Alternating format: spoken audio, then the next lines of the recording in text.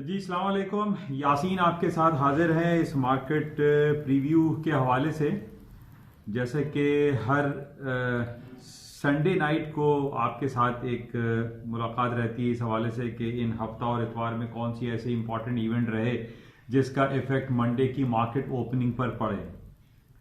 तो जिस तरीके से पिछले हफ्ते हमारे पास बहुत ही ज़्यादा जो पूरी दुनिया में एक इम्पॉर्टेंट न्यूज़ चल रही थी कासिम सुलेमानी की हलाकत के हवाले से, और जिसकी वजह से पूरी दुनिया की स्टॉक मार्केटें, करेंसी, गोल्ड, सिल्वर, तमाम कोई भी आइटम ऐसा नहीं था जिसमें मूवमेंट ना आई हो। तो पिछले हफ्ते तो हमारे पास बहुत सारे इंपॉर्टेंट इवेंट थे इस हवाले से कि कासिम सुलेमानी की एक हलाकत हुई और ईरान और अमेरिका के दरमियान तल्ख तिजारती और सिफारती ताल्लुकात रोनुमा हुए, और इसकी वजह से पूरी दुनिया में जो है बहुत सारी बातें हुई। और इसी कासिम सुलेमानी की हलाकत के दौरान ही एक बहुत बड़ा सानह भी रोनुमा हुआ, जो कि एक कमर्शियल फ्लाइट जो कि यूक्रेन की थी जिसमें 176 लोग सवार थे, वो ईरान के एक मिसाइल की का निशाना बन गए और उसमें जितने भी अफराद थे वो हलाक हो गए और लोकमा अजल बन गए कह लीजिए। तो वो एक बहुत बड़ा सानिया रोनुमा हुआ एक कमर्शियल फ़्लाइट के हवाले से, और इस पे ईरान के ख़िलाफ़ बहुत सारी बातें हो रही हैं कि जनाब ये बड़ा गलत काम हुआ और ये नहीं होना चाहिए था और इसको बहुत क्लोजली वॉच करते हुए ये सारे काम करने चाहिए थे। बहरहाल ये एक बहुत बड़ा सानिया हुआ इसी दौरान। और इस हफ्ते की जो हम बात कर लेते हैं, जो सैटरडे संडे हमारे पास गुजरा है, इसमें कोई भी ऐसी खास बड़ी खबर नहीं है जिसका मैं ये कहूं कि अमेरिका की स्टॉक मार्केट, करेंसी या gold and silver, palladium, platinum की मार्केट में कोई बहुत बड़ी मूव आएगी। ऐसा बिल्कुल नहीं है। कोई ऐसी बड़ी मार्केट में खबर नहीं है। ईरान और अमेरिका के दरमियान जो तल्ख तिजारती और सिफारती ताल्लुकात हैं वो तो सबके सामने ही हैं, लेकिन खास तौर पे इन 2 दिनों में हफ्ता और इतवार कोई ऐसी बड़ी इंपॉर्टेंट इवेंट नेगेटिव या पॉजिटिव पेशरफ जो है, जो डेवलपमेंट है, वो हमें नजर नहीं आ रही, जिसकी वजह से आई फील के जो गोल्ड की मार्केट है उसमें भी कोई बहुत ज्यादा कोई गैप से मार्केट खुलने का कोई अंदेशा लाक नहीं है। मार्केट जो क्लोज हुई थी फ्राइडे को वो 1562 या 61-62 के लगभग बंद हुई थी, लेकिन टेक्निकल ग्राउंड पे जैसे मैंने आपसे ये कहा था कि 1545 के ऊपर गोल्ड की मार्केट में तेजी है और गोल्ड में ये पोटेंशियल एग्जिस्ट करता है कि इस मार्केट को मजीद ऊपर ले जाया जा सकता है, मार्केट ऊपर जा सकती हैं। तो ऐसी कोई इंपॉर्टेंट इवेंट जो पिछले हफ्ते जैसे कासिम सुलेमानी के हवाले से थी और मार्केट में 10-10, 20-20, $30 का गैप आ गया था। क्रूड ऑयल की प्राइसेस जो है $4 से $5 मार्केट ओपन हुई थी पिछले मंडे को, लेकिन इन 2 दिनों में हमारे पास कोई ऐसी नेगेटिव या पॉजिटिव खबर नहीं है। अच्छा, इसके अलावा ये जो हफ्ता कल से हमारे पास शुरू हो रहा है, इसमें इंपॉर्टेंट इवेंट्स बहुत सारे आने वाले हैं। जैसे कि मैंने आपसे कहा था कि जनवरी का महीना शुरू हो गया और फोर्थ क्वार्टर 2019 की जो फोर्थ क्वार्टर अर्निंग रिपोर्ट्स हैं उसका सिलसिला शुरू हो जाएगा। और हमारे पास सबसे पहले ये सिटी बैंक की इसी हफ्ते खबर रहेगी और बहुत सारे बैंकिंग सेक्टर की खबरें आ जाएंगी। इसके अलावा जो इम्पोर्टेंट इवेंट्स हमारे पास जो मौजूद हैं उसमें नैन्सी पेलोसी जो डेमोक्रेट्स की हेड हैं वो एक आर्टिकल ऑफ इम्पीचमेंट इस हफ्ते लेकर आ रहे हैं, जिसमें ये वोटिंग होगी कि सेनेट में जो ये पेंडिंग में पड़ा हुआ है केस के जनाब ट्रम्प साहब की इम्पीचमेंट मुआवजा होना चाहिए या नहीं होना चाहिए, इस हवाले से ये एक बिल लेकर आएंगे जिसको आर्टिकल ऑफ इम्पीचमेंट कहा जाता है। इस हवाले से ये हफ्ता में कुछ खबरें रहेंगी, लेकिन मुख्तसर ये है कि इस सैटरडे संडे में कोई ऐसी खबर हमारे पास मौजूद नहीं है जिसकी बेसिस पे मार्केट में कोई बहुत बड़ा गैप आए। बहरहाल अर्निंग रिपोर्ट्स इस हफ्ते रहेंगी और आर्टिकल ऑफ इम्पीचमेंट के हवाले से ये खबर रहेगी। बाकी जहां तक क्रूड ऑयल की प्राइसेस का सवाल है, तो क्रूड ऑयल की प्राइसेस हमने देखा पिछले जो मंडे को मार्केट खुली थी वो $4 से $5 प्लस में खुली थी बिकॉज ऑफ ये ईरान और अमेरिका का जो फियास्को जो एक सिलसिला हुआ था, इसकी वजह से मार्केट में बहुत मूवमेंट थी।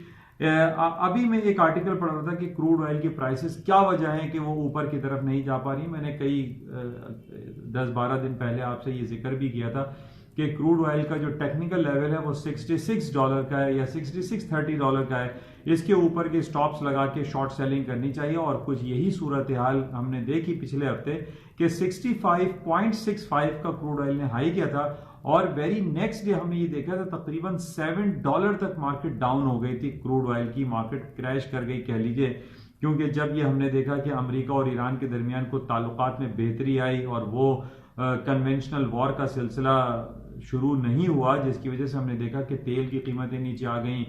गोल्ड की कीमतें जो $1612 तक गई थी वो 1541 तक नीचे आ गई थी। लेकिन क्लोजिंग फ्राइडे को जो गोल्ड की हुई थी वो 1562 की हुई थी, जो कि ये इंडिकेट अभी भी हो रहा है कि गोल्ड की मार्केटें हायर साइड पे जा सकती हैं, लेकिन थोड़ा सा इसमें करेक्शन डाउन साइड पर आ सकता है। माइट पॉसिबल 1550 तक मार्केट वापस आ जाए, 1545 तक आ जाए, लेकिन गैप दिखाई नहीं दे रहा कि मार्केट में कोई गैप आएगा। अच्छा, क्रूड ऑयल की प्राइसेस नीचे आने की अभी मैं एक रिपोर्ट देख रहा था कि दुनिया की जो 100 साल पुरानी कंपनीज हैं जिनका मार्केट कैपिटलाइजेशन जो है वो किसी का $45 बिलियन है, किसी का $36 बिलियन है। मैं बात कर रहा हूं जनरल मोटर्स, जो कि दुनिया की तकरीबन 100-150 साल पुरानी कंपनी है। उसकी मार्केट कैपिटलाइजेशन अभी तक आप ही कह लीजिए कि $100 बिलियन को भी क्रॉस नहीं कर सकी। इसी तरीके से जो फोर्ड मोटर्स हैं वो $36 बिलियन की मार्केट कैपिटलाइजेशन के साथ बहुत नीचे के लेवल्स पर हैं।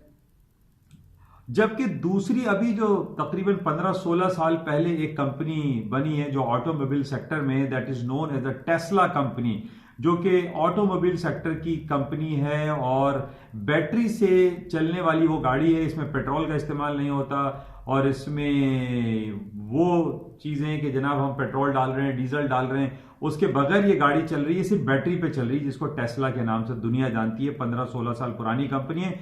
इसकी मार्केट कैपिटलाइजेशन $86 बिलियन क्रॉस कर गई है। मैं काफी दिनों से आपसे यही जिक्र कर रहा हूं कि पेट्रोल की कीमतें खातिर खा डाउन होंगी और उसकी एक जो वजह है कि 100 साल के बाद मोहम्मद बिन सलमान साहब को सऊदी अरब को ख्याल आया कि जनाब सऊदी अरामको के आईपीओ रिलीज कर दिए जाएं और इस कंपनी को जो है पब्लिक ऑफरिंग कर दी जाए, ताकि ये सिर्फ स्टेट ओन कंपनी ना रहे बल्कि इसमें एक आम आदमी भी इन्वेस्टमेंट कर सके। तो ऐसा क्या हुआ कि मोहम्मद बिन सलमान को या सऊदी रॉयल फैमिली को यह ख्याल आया, उनको आम लोगों की बड़ी फिक्र हो गई कि जनाब वो भी इसके अंदर पैसा कमाएं। मैंने उस दिन भी आपसे ये कहा था कि दिसंबर में जब ये लॉन्च हुई कंपनी के, इसमें ज्यादा पोटेंशियल एग्जिस्ट नहीं कर सकता। और जनाब सऊदी अरामको के शेयर्स की आज हालत ये है कि वो 38 रियाल पे स्टार्ट हुआ था और गालिबन 36 या 37 रियाल पे स्टार्ट हुआ था और अब ये 34 रियाल पे नीचे गिरता चला जा रहा है। जबकि हम देख रहे हैं कि पिछले हफ्ते $7 तक क्रूड ऑयल की प्राइसेस डाउन हो गए, जब अमेरिका और ईरान के दरमियान ताल्लुकात बेहतर होते हुए दिखाई दे। अब मैं आपको एक कंपैरिजन बता रहा हूं कि फोर्ड मोटर्स, जनरल मोटर्स और इसके अलावा जो दूसरी पुरानी कंपनीज हैं, ये 100-150 साल पुरानी कंपनीज हैं जिनकी मार्केट कैपिटलाइजेशन 50 बिलियन को भी क्रॉस नहीं कर सकी। वॉक्सवैगन को हम ये कह सकते हैं, वो भी 86-85 बिलियन में खड़ी हुई है। वॉक्सवैगन जो जर्मन की गाड़ी है वो भी 100 बिलियन को क्रॉस नहीं कर सकी और ये सारी गाड़ियां पेट्रोल पे चलती हैं।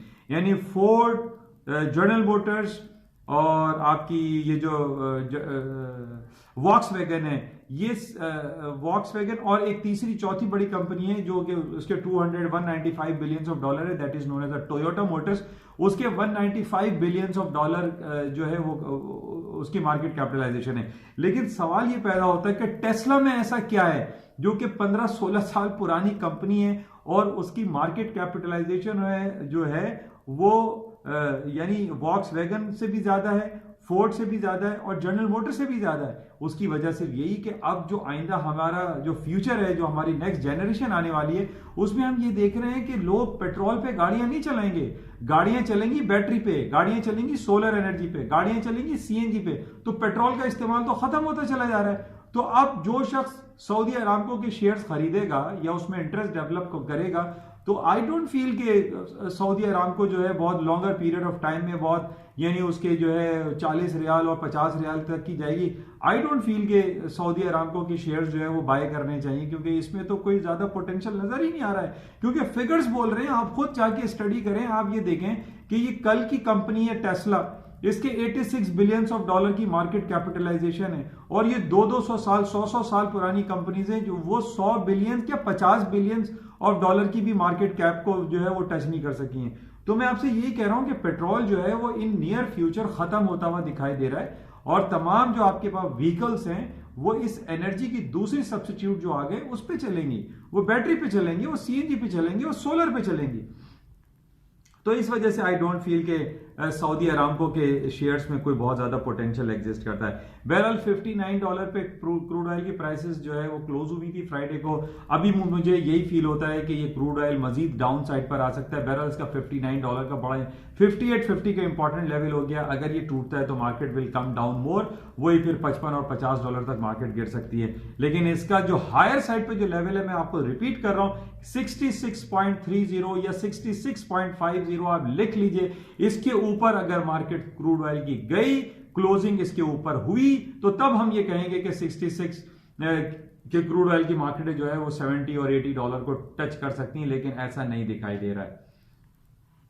तो बहरहाल ये इंपॉर्टेंट था, लेकिन मैं आपसे यही कहूंगा कि इन 2 दिनों में, हफ्ता और इतवार में, अल्लाह का फजल है कि इन 2 दिनों में कोई ऐसा वाकया रोनुमा नहीं हुआ जो पिछले हफ्ते हमारे पास कासिम सुलेमानी के हवाले से जो एक बहुत संगीन सूरत हाल रोनुमा हुई थी पूरी दुनिया में, वो सूरत हाल नहीं है। मार्केट अपने रेंजेस में खुलेगी, कोई ऐसी बहुत बड़ी जो है वो मूवमेंट फिलहाल दिखाई नहीं दी थी और नॉर्मल मार्केट रहेगी। तो इंशाल्लाह रात में रहेंगे। सुबह की मॉर्निंग ब्रीफिंग में आपसे दोबारा मुलाकात होगी और उसमें हम देखेंगे कि मार्केट सुबह जो 4 बजे खुलेगी अमेरिका की या पूरी ग्लोबेक्स मार्केट जो ओपन होती है, इलेक्ट्रॉनिक मार्केट, उनमें क्या चेंजेस आती है और मार्केट किन लेवल्स पे खुलती है। लेकिन कोई बहुत बड़ी मार्केट में गैप दिखाई नहीं देता। जाते हुए मैं आपसे फिर ये कहूंगा कि लास्ट में कि इस यूट्यूब चैनल को प्लीज सब्सक्राइब जरूर कीजिएगा। Thank you.